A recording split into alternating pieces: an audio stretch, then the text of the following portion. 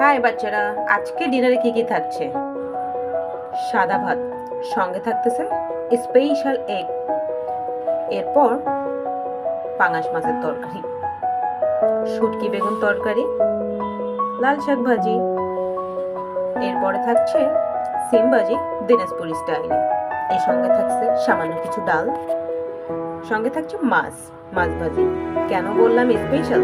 একসঙ্গে অনেক আইটেম। আসলে কি আমি রান্না করেছি? অবশ্যই না, এগুলো দুদিনের লেফট ওভার ফুড। একসঙ্গে চালিয়ে দিলাম, রান্নাও বেঁচে গেলাম, অনেক আইটেমও হয়ে গেল। কেমন হয়েছে?